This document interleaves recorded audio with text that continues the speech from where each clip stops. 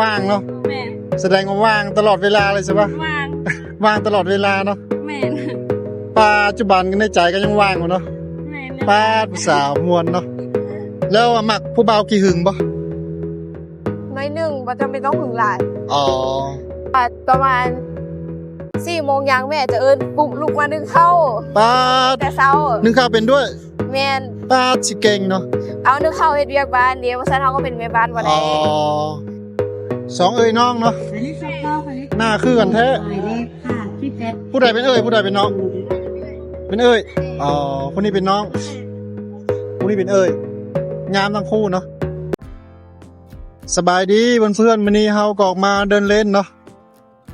มื้อนี้บรรยากาศเย็นๆมื้อนี้สิมาถ่ายผู้สาวให้ทุกคนได้เบิ่งเนาะอย่าลืมกดติดตามเด้ออย่าลืมให้กำลังใจ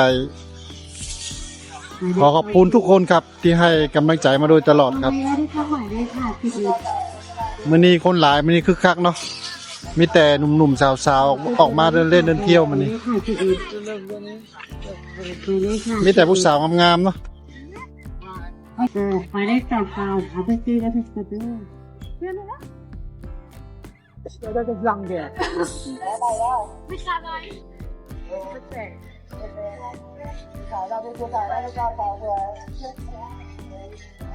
ายซุปเปอร์แมนเลย สองเอ้ยน้องเนาะหน้าคือกันแท้ผู้ใดเป็นเอ้ยผู้ใดเป็นน้องเป็นเอ้ยอ๋อคนนี้เป็นน้องคนนี้เป็นเอ้ยงามทั้งคู่เนาะแพ็คคู่เลยสาวน้องเบลียเนาะงามแท้ยินดีได้จากเน้อน้องเบลียมันนี่ออกมาลินรู้สึกเป็นแนวใดก็รู้สึกตื่นเต้นแล้วก็ดีใจนะ ดีใจเนาะปาดอันนี้มาเจออ้ายรู้สึกดีใจเลยเนาะ ดีใจ ปาด ดีใจที่ได้มาเจอ มันนี่ออกมาเล่นกับหมู่ แม่นไม่กับหมู่ ฐานะปัจจุบันก็ยังโสดเนาะ แม่นสุด มักผู้บ่าวทรง A หรือทรง B ผู้ว่าครูบอลตัวสูง มักบ่าวตัวสูงเนาะ แม่นตัวสูง มักผู้บ่าวสูง170เนาะ แม่นแม่น อ๋อ แล้ว70ก็ขึ้นก็ได้ อ๋อปัจจุบันเฮ็ดเวียกเด็กเสิร์ฟเนาะ บ่แม่นเป็นแม่บ้าน พ่อแม่บ้านเนาะ แม่นเป็นแม่บ้าน แล้วความฝันของน้องเบียร์นี่มักเฮ็ดเวียกเกี่ยวกับหยังก็ ความฝันว่ะ แมน สลายอยากเป็นนักท่องเที่ยวแบบประจนภัยหลายกว่า อ๋อเนาะ อยากเป็นแบบนักท่องเที่ยวได้ไปได้หลายๆที่ อ๋อขอให้ความฝันประสบความสำเร็จเด้อ ขอบใจ อยู่บ้านมีน้องจากคนก็ มีอ้ายคนหนึงน้องอีก3 คนเป็นลูกสาวเดียว อ๋อก็คือ4หญิง1ชาย บ่แม่น1หญิง43แม่นบ่3 4 อ๋อ1หญิง4ชาย แม่น อ๋อ น้องชาย3 คนอ้ายคนหนึง มื้อนี้ออกมาเล่นม่วนเนาะ แม่นม่วนหลายโดนๆได้ออกมาเทื่อนึงแบบสิ้นเดือนจังค่อยได้มา อ๋อ ค่อยมีเวลาว่างเฮ็ดเวียก โดยเฮ็ดเวียกเริ่มตั้งแต่กี่โมงก็ถึงกี่โมง มันบ่แน่นอนเพราะเขาต้องตื่นแต่เช้าเฮ็ดเวียกแล้วเพื่อสิได้กินข้าวแล้วเฮ็ดเวียกต่อ อ๋อ มันหลายชั่วโมงเทื่อที่แล้วตอนกลางคืนกับ8 โมงอาบน้ำกับประมาณ 8-9 โมง อ๋อขยันเนาะสู้ๆเด้ออายเป็นกำลังใจให้ โดยเข้าใจ แล้วเวลาน้องท้อแท้นี้น้องสิคิดถึงสิ่งใด เพื่อมีกำลังลุกขึ้นมาสู้ต่อไป ก็คิดถึงแม่ อ๋อ คิดฮอดแม่หลายกว่า เวลาเฮ็ดเวียกเหนื่อยท้อแท้ก็คิดถึงแม่เป็นคนแรกเลย แม่อยากมีคนหนึงที่แบบอยู่ข้างๆแล้วให้ความอบอุ่นเวลาที่ตัวเองเมื่อยอยากกอดใครสักคนหนึง อ๋ออายนึกว่าคิดถึงผู้บ่าว บ่ คิดถึงผู้บ่าวยิ่งเหนื่อยกว่าเดิมอีกเนาะ แม่ ฮะ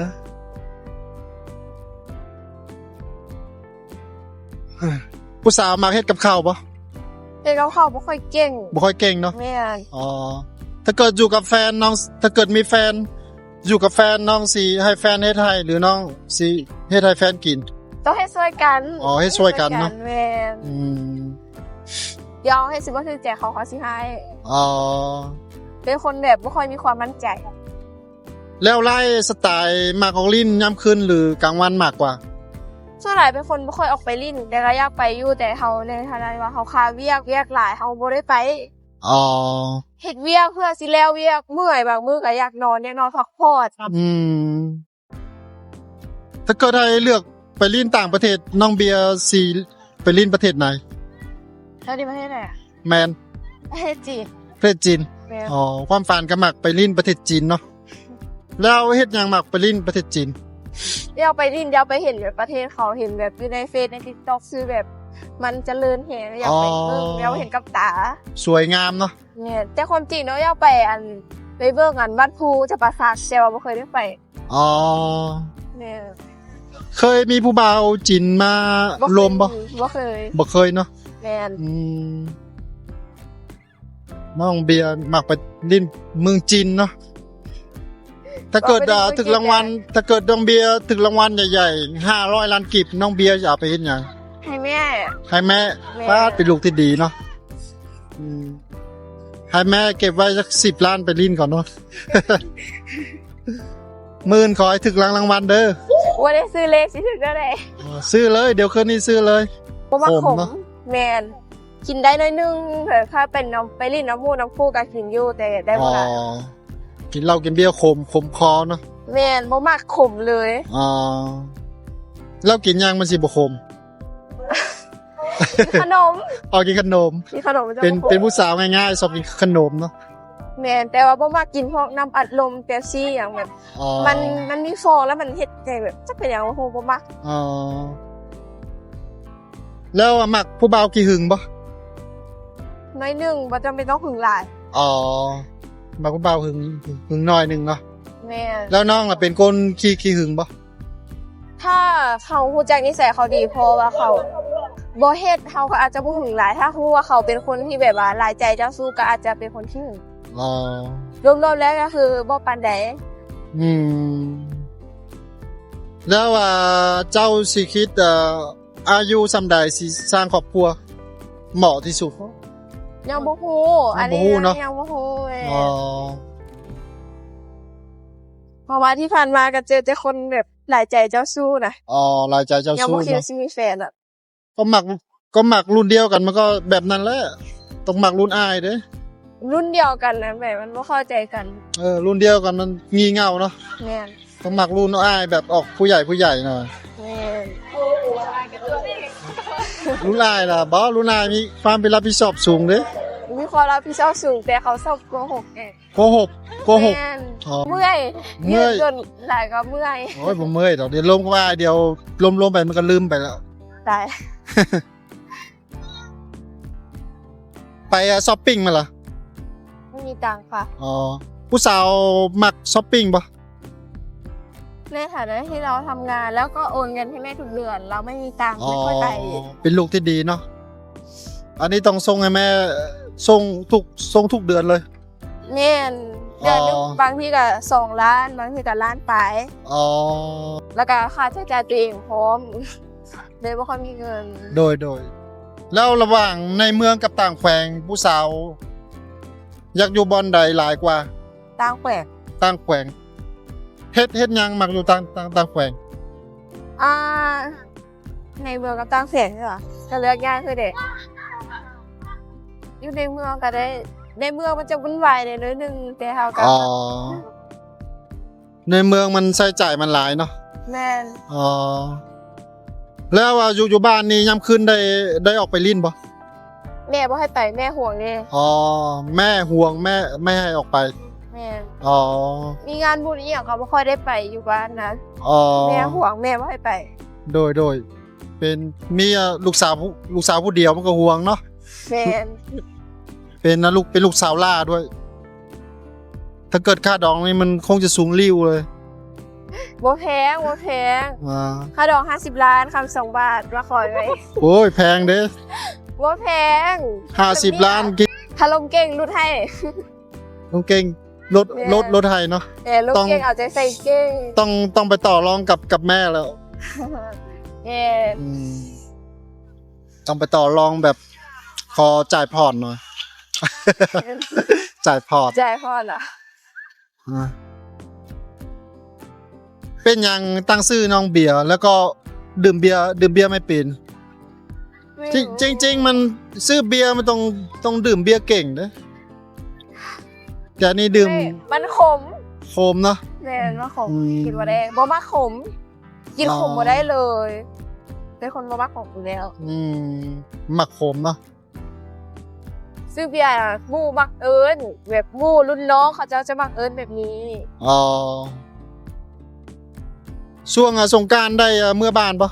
บ่เฮ็ดเวียกแบบหัวหน้าบ่ให้กลับ ป้า แล้วก็บ่ได้ไปลิ้นพร้อม ป้า เมื่อเฮ็ดเวียกน่ะตอนสงกรานต์ได้กินข้าวประมาณ 10 โมงนี่แหละเพราะว่าเขาเฮ็ดเวียกแต่เช้าจนสายเพื่อสิแล้วพอเลี้ยงกรรมกรนี่อยู่งานน้ำก้อน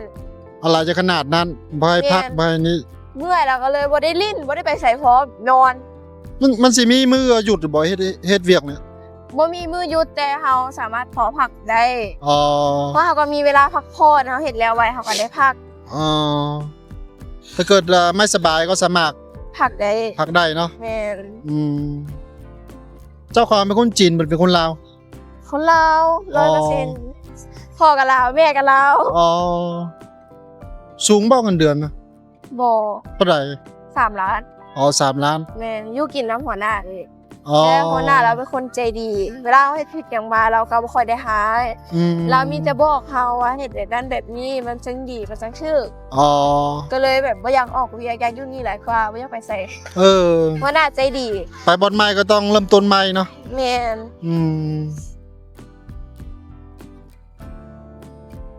แต่มันบ่ดีมันบ่มีมือหยุดเด้ บ่เป็นหยังเฮาก็สามารถพักได้ อ๋อ คือแบบเวลาแบบนี้เฮาเมื่อยเฮาอยากออกมาย่างลิ้นเฮาก็มาได้ อ๋อแล้วตอนกลางคืนนี่เพื่อนจำกัดเวลาบ่ถ้าเกิดออกไปลิ้นเนี่ย นั่นก็บ่ได้จำกัดแต่ก็บ่อยากให้กลับดึกหลายเพราะว่ามื้อตอนเช้าเฮายังตื่นเฮ็ดเวียก อ๋อ ก็ต้องตื่น5:30นเฮ็ดเวียก อ๋อตื่นตี 5:30เนาะ แม่น ป้าตื่นเช้าเด้อ วันเสาร์วันอาที่เฮาสามารถตื่น6:30นได้ อ๋อแล้วถ้าเกิดอยู่บ้านต่างแขวงนี่ผู้สาวเป็นคนแนวใดตื่นเช้าหรือมักตื่นสวย ตื่นแต่เช้าเพราะว่าประมาณ4 โมงยังแม่จะเอิ้นปลุกลูกมานึ่งข้าว ป้า แต่เช้า นึ่งข้าวเป็นด้วย แม่น ป้าสิเก่งเนาะ เอานึ่งข้าวเฮ็ดเวียกบ้านเดี๋ยวว่าซั่นเฮาก็เป็นแม่บ้านบ่ อ๋ ได้ อ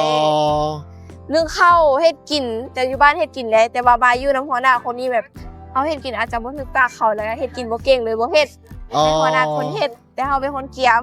อ๋อยังฝากถึงผู้บ่าวบ่เขาสักคำคมๆนี่มียังฝากถึงผู้บ่าวฝั่งไทยบ่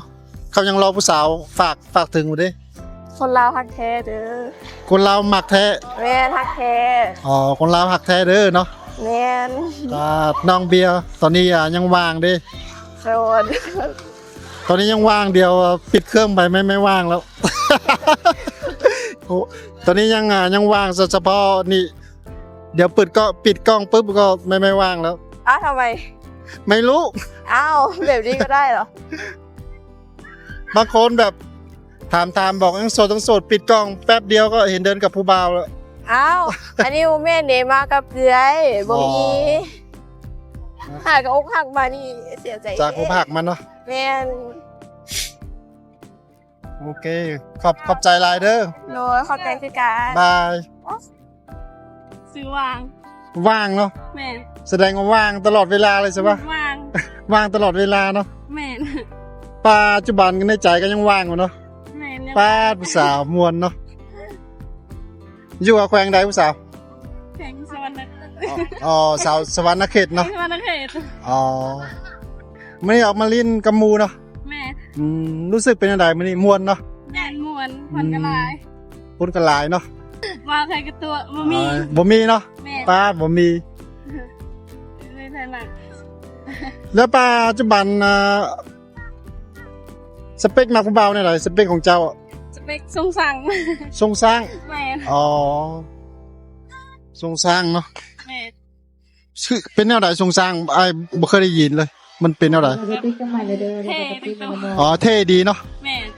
ความสูงเท่าไหร่ ความสูงผู้บ่าว160หรือ170 ร้อย 170 อ๋อ170เนาะ แม่น อ๋อสเปคกับมักผู้บ่าวสูง170แล้วมาลินบ่อยปะ แม่นเมื่อคืนนี้ก็ไปมื้อนี้ก็ไป อ๋อก็มาลินบ่อยเนาะค่าดองแพงปะค่าดอง